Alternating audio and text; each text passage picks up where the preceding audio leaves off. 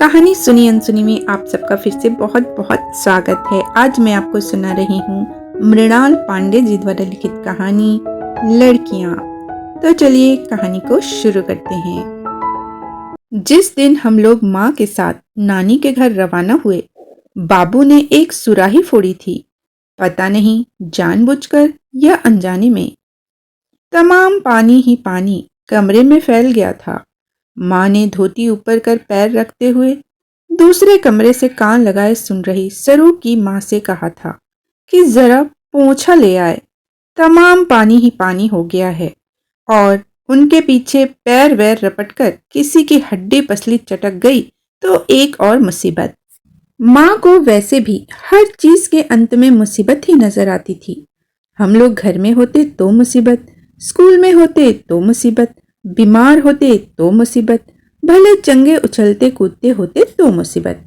पोंछा लगाती सरू की माँ ने सिर तनिक टेढ़ा करके माँ से पूछा था कि इस फेरे तो 3 महीने रहोगी ही रहोगी ना।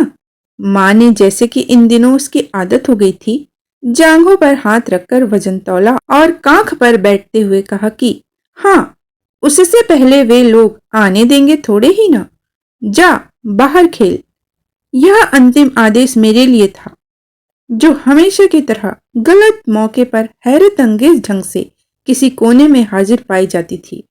कमरे से टूटी सुराही का एक टुकड़ा चूसने के लिए सफाई से उड़ा कर ले जाते मैंने सुना कि माँ सरू की माँ या जाले लगी छत से कह रही थी, इस बार लड़का हो जाता तो उन्हें छुट्टी होती।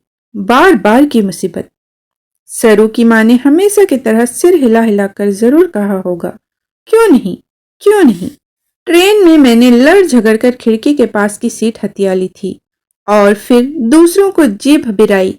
माँ की नजर अपनी ओर घूमती पाकर मैंने हिल हिल कर जपा, ई से इमली, ई से ईख। परंतु माँ का ध्यान इस वक्त मुझ पर नहीं टिका। उस पर इस वक्त की कई मुसीबतें थी। बिखरा जाता सामान, डगमगाती सुराही, थकान और हम तीनों। एक स्टेशन पर खूब मिर्ची के समोसे खरीदे। तभी एक औरत ने बगल की खिड़की से अपने बच्चे को सुसु कराई। मारे घिन के मुझसे समोसा नहीं खाया गया। मैंने माँ को दिया। उबले आलू का एक टुकड़ा सीट पर पड़ा था। उसे मसलकर जूजू कीड़ा बनाकर कुछ देर छोटी बहन को डराया। वह चीखी। माँ ने चिकोटी काटी। मैं रोई। बड़ी बहन ने तब उकता कर कहा, क्या मुसीबत है, बड़ी बहन ज्यादा प्यार करती है, सिर्फ वही, बाकी सब गंदे हैं। स्टेशन पर मामा लेने आए। मैं मामी के बगल में बैठी। मामी पान चबाती थी तो उनके कान के लवों पर माणिक के बूंदे ऊपर नीचे होते थे। ड्राइवर जितनी बार जीप का हॉर्न बजाता, हम तीनों बहनें मिलकर चीखती, पौ। ड्राइवर हंसा। घर पहुंचकर उसने मुझे और छोटी बहन को गोदी में लेकर जीप से उतारा। उतारने में सुराही फिर लुढ़क गई। पानी फैल गया। मुझे बाबू की याद आई और मैंने छोटी बहन की चप्पल को ऐसे दबाया कि वह गिरते गिरते बची।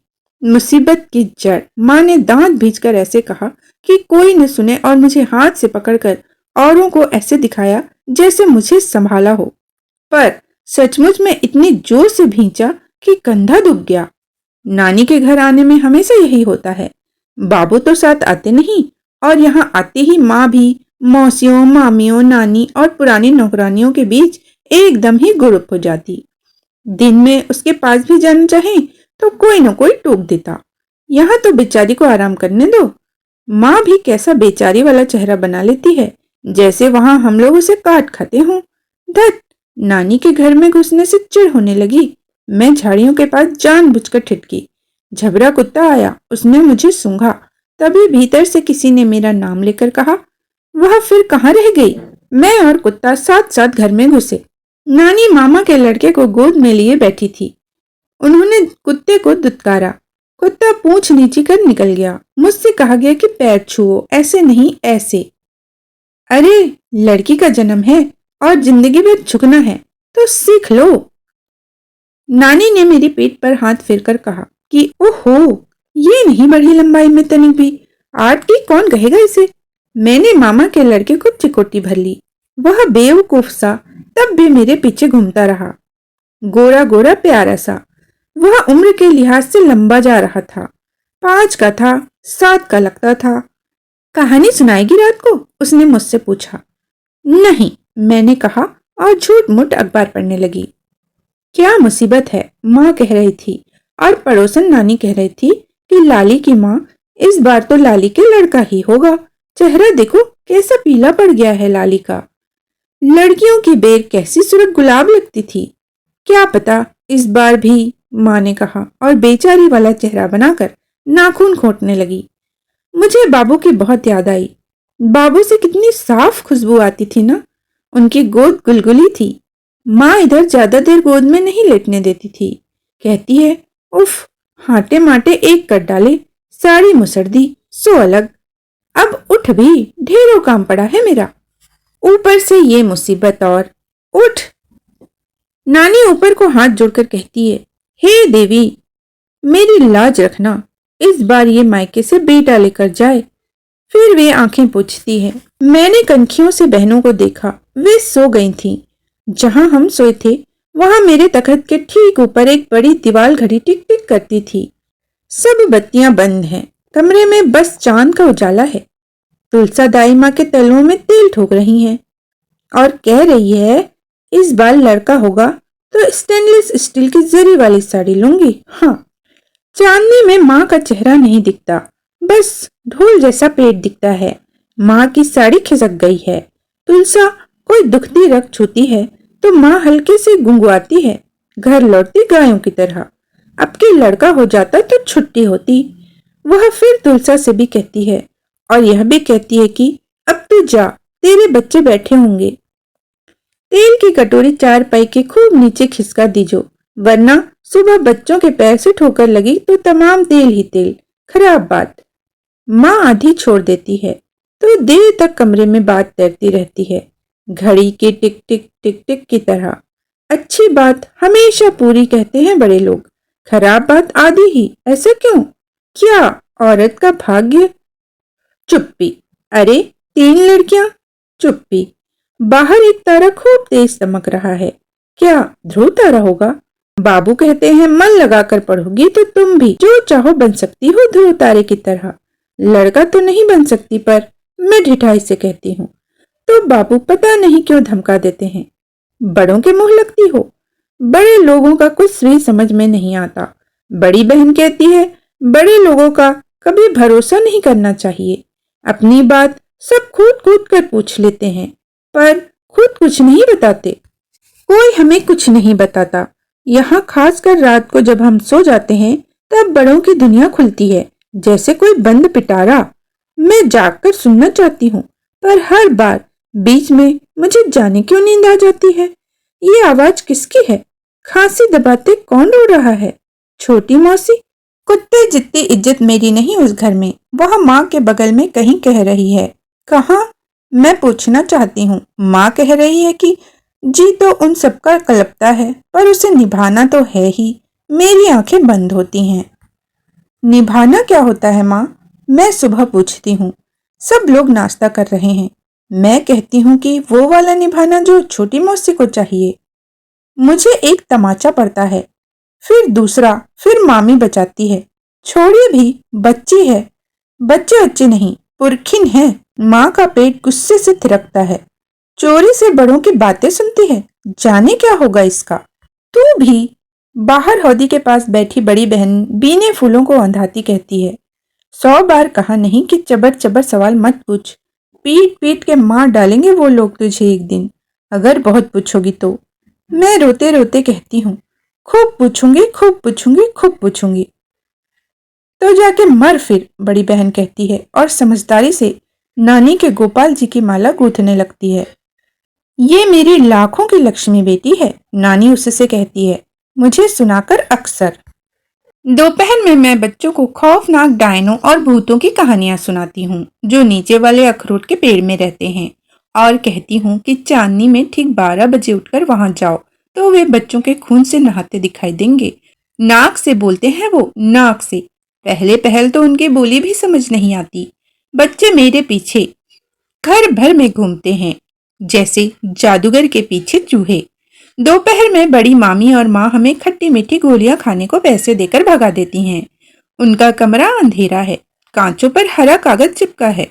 मामी, माँ, मौसिया, नानी, कमरे में औरतें ही औरतें पड़ी हैं, हर घड़ी कुछ न कुछ खाती हुई। उनकी मुगदर जैसी बाहें हैं, मोटी मोटी नंगी टांगे, धारीदार पेट। हमें क्यों कहा जाता है कि पैर फैलाकर मत बैठो, टांगे दिखती हैं।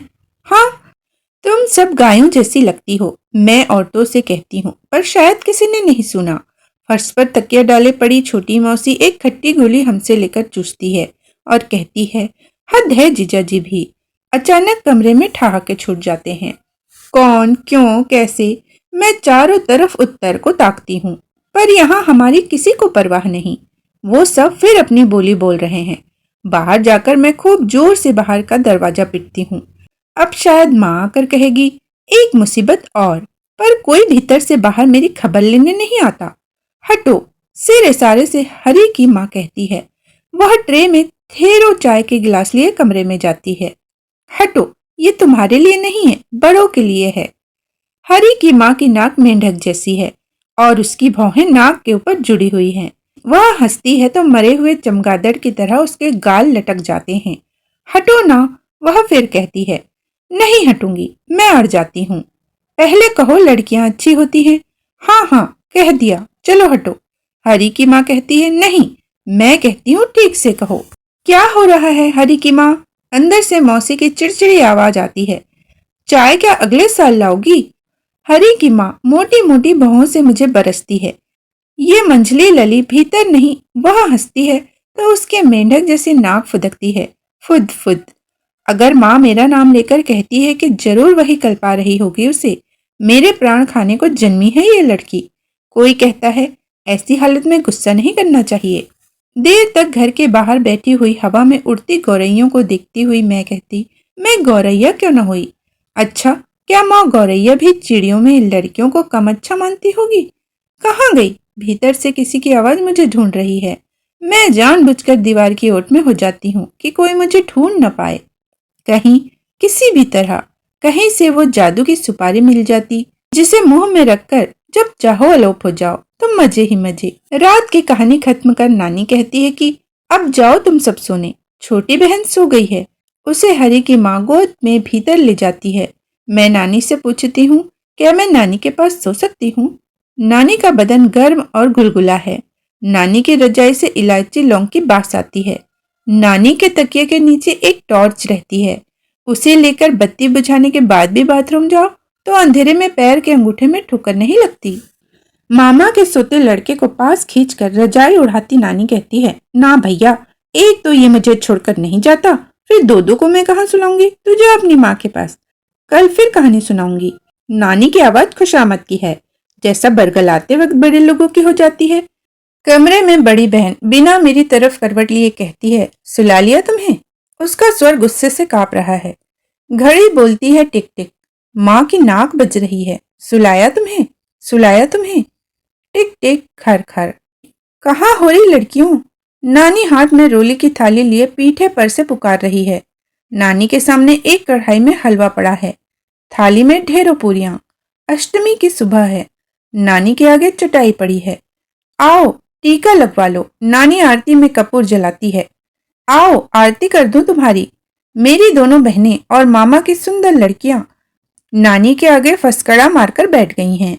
नानी उनको टीका अक्षत लगाती है, घंटी बजाती है, रेल के गार्ड की तरह। फिर शंख पू। मैं इंजन बनकर आंगन के मुंडेर पर भागती हूँ। कमरे में बास है, आरती कपूर की बास, हलवे की घी की बास, फूलों की बास। दे के पैसा, चल चल कलकत्ता पू। आज बेटा टीका करा ले, तू तो मेरी कन्याकुमारी है ना। मैं कहती हूँ, नहीं, मैं तो इंजन हूँ। तभी डर मेरे पेट में मुट्ठी की तरह सख्त होता है। माँ मेरी ओर लड़खड़ाती सी आ रही है। क्रोध से उसका चेहरा भींचा हुआ है। मैं बनाती हूँ तुझे इंजन, अभी इसी दम। पागल हो रही हो लल्ली? पड़ोसन नानी माँ का हाथ पकड़कर मुझे आंखों से कहना मानने को कहती है। बच्चा है, वो कन्याकुमारी ठहरी। आज अष्टमी हुई, देवी का दिन। आज के दिन कन्याकुमारी पर हाथ नहीं उठाना, शराब लगता है। मैं धम्म से मुंडेर के नीचे कूदती हूँ। माँ रो रही है। नानी ने होंठ भींचकर लड़कियों को हलवा पूरी परसना चालू कर दिया है। जा ना, चिड़चिड़ी मौसी कहती है। क्यों अपनी माँ को रुलाती है ऐसे में? जब तुम लोग लड़कियों को प्यार ही नहीं करते तो झूठ मूठ में उनकी पूजा क्यों करते हो? मेरी आवाज से रुलाई फटती है। गुस्से में मेरे मन में आता है कि आरती का जलता कपूर निगल कर अपने इस दगाबाज गले को दाग दूं। क्यों? मैं फिर पूछना चाहती हूँ, पर रो पड़ने के डर से चुप हूँ। मैं रोना नहीं चाहती इनके सामने, खासकर हरी की माँ ताज्जुब से पंजा गाल पर टिका कर कहती है, मारी माँ, सुनो तो इसकी बात, लड़की होके ऐसा गुस्सा। नानी लड़कियों को 1.25 रुपए दे रही है। 1.25 में 20 खट्टी गोलियां एक साथ ली जा सकती हैं, आने में एक। इतना दीवार से कहकर नानी मेरी ओर भी रुपए के नोट में लिपटी चवन्नी बढ़ाती है। नानी के अंगूठे की नोक पर रोली का निशान खून के धब्बे जैसा लगता है। मैं दीवार की ओर पीछे हटती हूँ। मुझे नहीं चाहिए इन औरतों का हलवा पूरी टीका रुपया। मैं देवी नहीं बनूंगी। मैं चिल्लाती हूँ इतनी जोर से कि आंगन में बाजरा चुगते कबूतर पर फड़फड़ा कर उड़ जाते हैं, जो कहीं गोली चली हो। अभी आप सुन रहे थे मृणाल पांडे जी द्वारा लिखी कहानी लड़कियां। इसी तरह की कहानी सुनने के लिए कहानी सुनी अनसुनी के साथ बने रहिएगा।